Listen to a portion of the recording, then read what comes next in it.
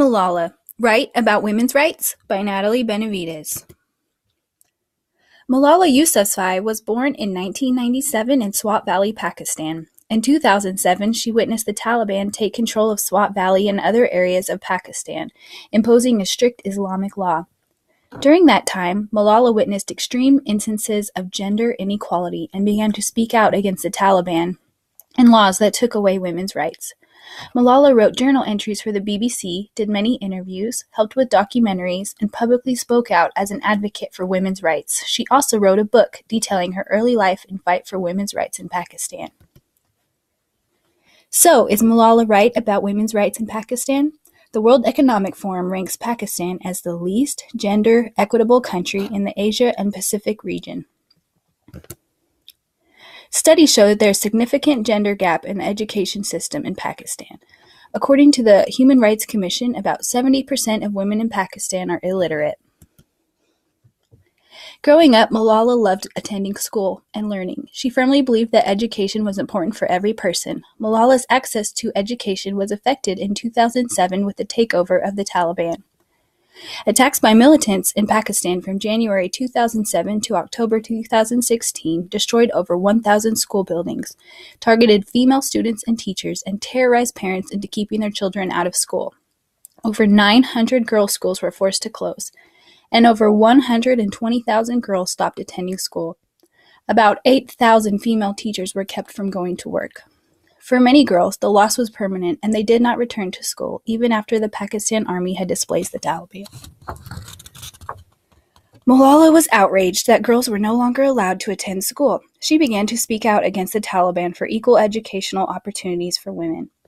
In 2012, Malala was shot in the head by Taliban militants to discourage speaking out against them. In June 2013, militants blew up a bus carrying female university students, killing 14 of them and injuring 22 more. Gunmen then attacked the hospital treating the survivors, and 11 more people were killed. Acts of violence became commonplace by the Taliban to discourage women from continuing their education.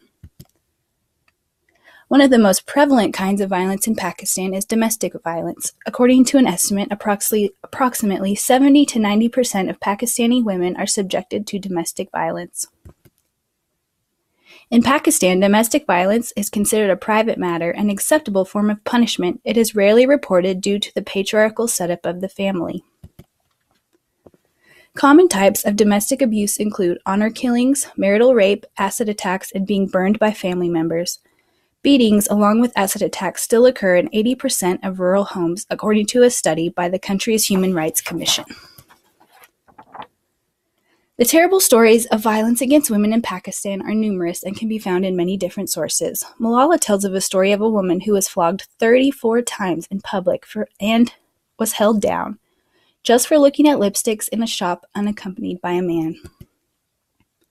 Violence against Pakistani women is prevalent due in part because of the policies that protect their perpetrators. Women who want justice for their attacks rarely receive it due to the laws that govern them. Rape, which is prevalent in Pakistan, is a private matter in which the burden of proof lies with the victim. Close to 50% of female prison inmates in Pakistan are charged under adultery for rapes they cannot prove. Malala documents a story in her memoir of a 13-year-old girl who was raped, became pregnant, and was sent to prison for adultery because she couldn't prove it was a crime. Malala also states that a woman's evidence in court only counts for half that of a man's. Arranged marriages are also normal in Pakistan and often occur at a young age. There are no laws to protect women in Pakistan from being forced into marriage. Women in Pakistan also need permission from a man to open a bank account or qualify for a loan. According to the study, 50 to 70% of microloans given to women in Pakistan will actually be used by their male relatives. As far as public transportation, limited space is allotted to women. They often have to pay more for their fare and often face verbal and physical harassment by staff and other male passengers. Women also cannot live alone and cannot remarry unless their husband dies. The Taliban's rule in Pakistan created some of these strict laws. Some were enacted before the Taliban, and some remain even after the Taliban lost control. Malala is right about the need for more equality for women in Pakistan. Some policies have slowly improved, but there are still serious inequalities between men and women in Pakistan today.